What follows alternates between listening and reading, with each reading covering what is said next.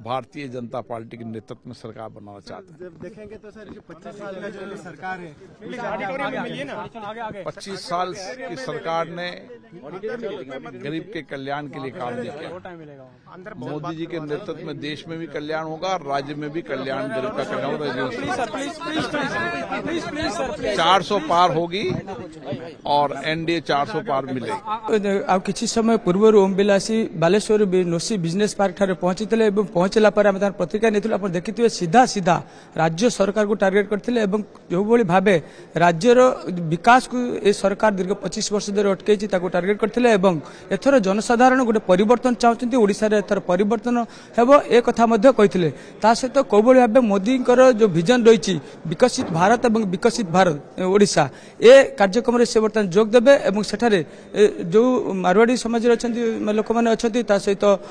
गुजराती संप्रदाय अच्छा बुद्धिजीवी और विभिन्न क्लब जो सदस्य मान अच्छा सहित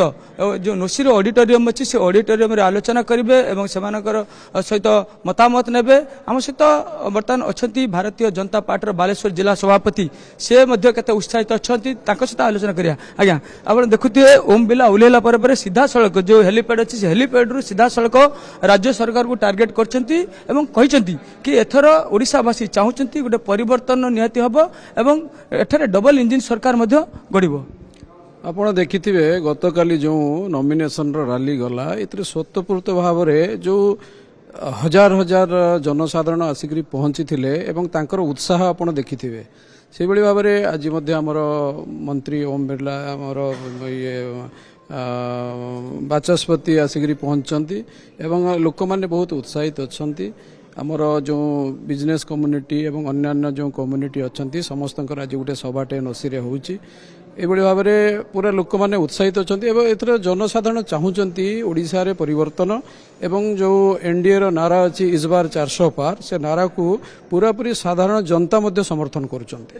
केंद्रीय नेतृत्व जो मैंने अच्छा विशेषकर एथर फोकस पूरा ओडिशा एथर रही आप देखो अमित शाह कथा कहतु प्रधानमंत्री नरेंद्र मोदी कथा कहतु घन घन गस्त चलती आज ओम बिरला आसी ये कौन जो आलोचना हम विशेषकर कौ आलोचना आज एम सहित रही देखंतु जो मोदी सरकार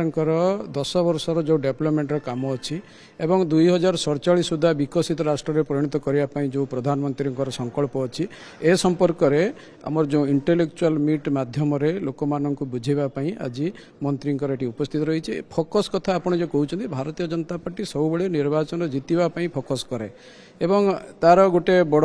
उदाहरण आप देखिथिबे जे प्रधानमंत्री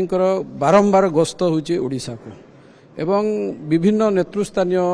व्यक्ति जो माने अच्छा भारतीय जनता पार्टी समस्ते प्राय ओडिशा को गस्त करुँच आगामी दिन में गस्त आहरी बढ़िबो जेहेतु शेष पर्यायर आमर निर्वाचन अच्छी 25 तारीख पर ए गस्त आहरी बढ़िबो एवं